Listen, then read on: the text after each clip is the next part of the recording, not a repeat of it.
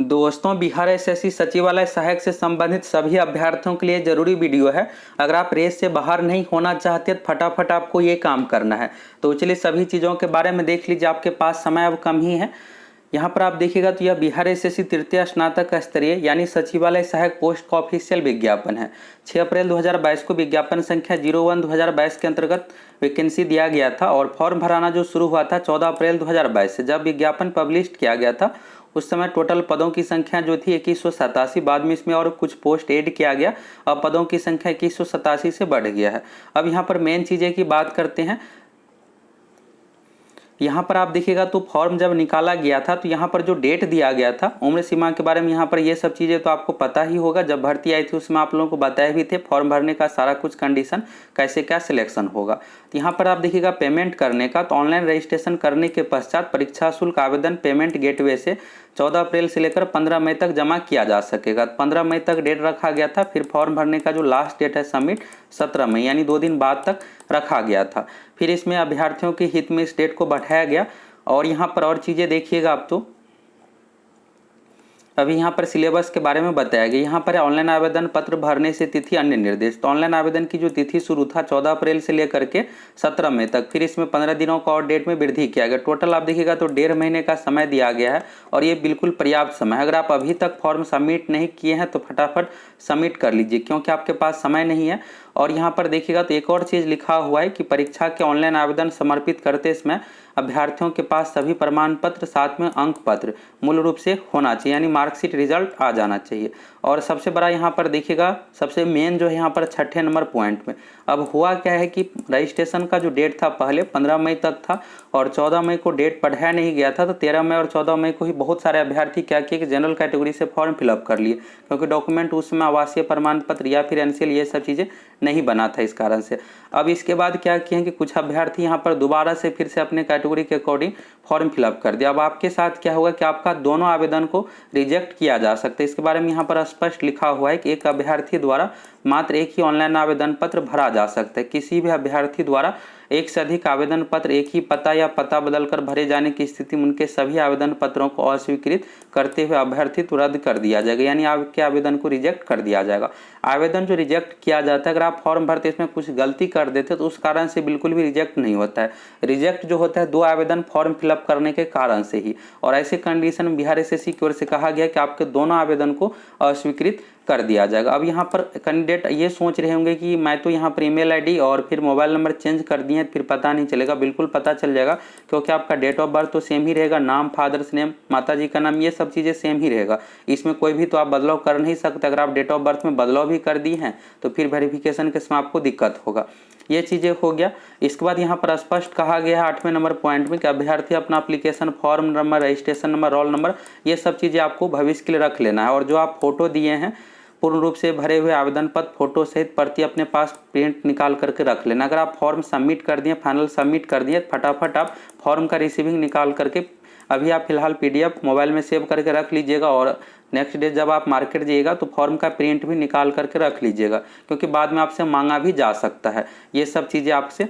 और यहाँ पर देखिएगा तो स्पष्ट इस बार लिख दिया गया विज्ञापन में। होता क्या है कि भर्ती लेट हो जाता है 2-3 साल, तो बहुत सारे अभ्यर्थी एडमिट कार्ड डाउनलोड नहीं कर पाते हैं, क्योंकि रजिस्ट्रेशन नंबर नहीं पता रहता। तो उस कंडीशन में बिहार एसएससी के ऑफिस से आते हैं रजिस्ट्रेशन नंबर प्राप्त करने के लिए। इसलिए यहाँ पर आवेदन में ही, यहाँ पर विज्ञापन में ही लिख दिया गया है कि आपको अपना ये जो भी चीज़ें हैं प्रिंट करके भविष्य के लिए निकाल करके रख लेना। और आप फॉर्म सबमिट किए होंगे तो नीचे में आप देखिएगा नोट में स्पष्ट लिखा हुआ है कि अपना registration number, mobile number, email ID चीज़ें, ये सब चीज़ें आपको नोट करके रख लेना है।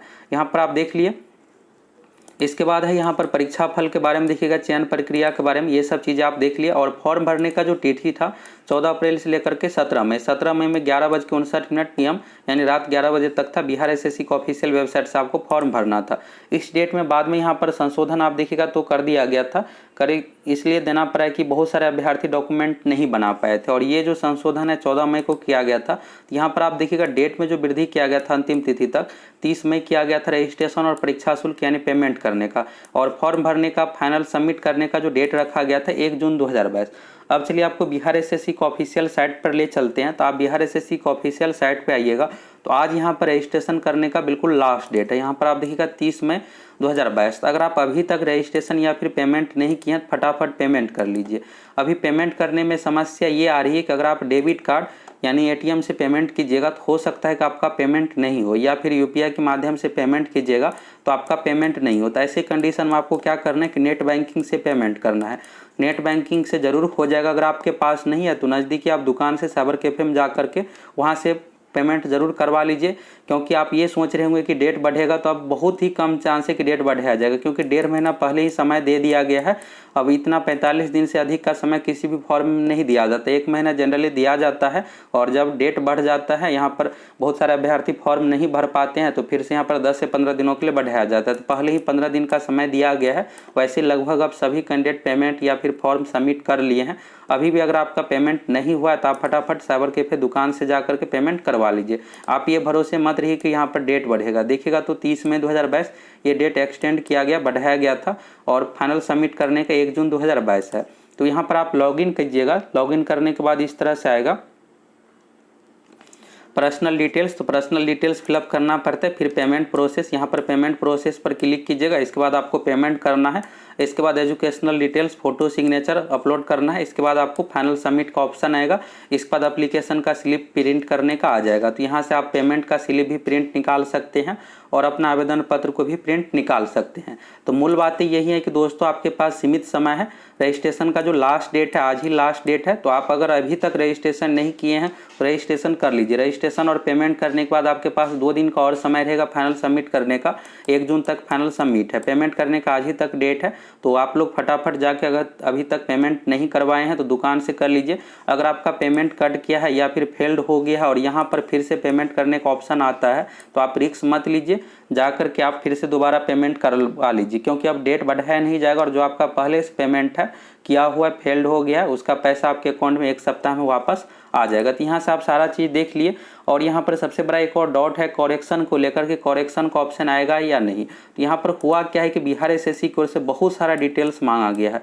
आप देखिएगा तो जनरली फॉर्म में नाम, father's name, date of birth, ये सब चीज़ें, एड्रेस, सारा चीज़ मांगा जाता है। इसमें क्या हुआ है कि एनसीएल सर्टिफिकेट नंबर, आवासीय प्रमाण पत्र और इसके बाद क्वालिफिकेशन डिटेल्स में भी सर्टिफिकेट नंबर, इतना सारा चीज़ मांगा गया है। इस कारण से बहुत सारे अभ्यर्थियों को कुछ ना कुछ छोटा मिस्टेक हो ही गया, चाहे सर्टिफिकेट नंबर में हो या फिर डेट ऑफ बर्थ में कुछ ना कुछ गलतियां हो ही गया है। तो बहुत ज़्यादा चांस है कि बिहार एसएससी की ओर से बिल्कुल करेक्शन का ऑप्शन दिया जाएगा।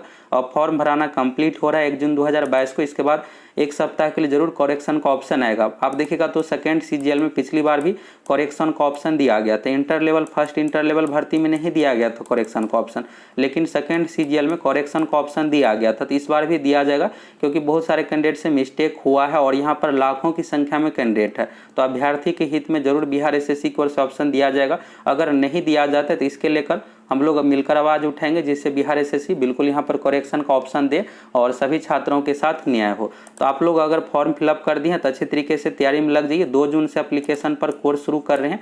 अगर आप अभी तक कोर्स से नहीं जुड़े हैं तो फटाफट जा करके जुड़ जाइए।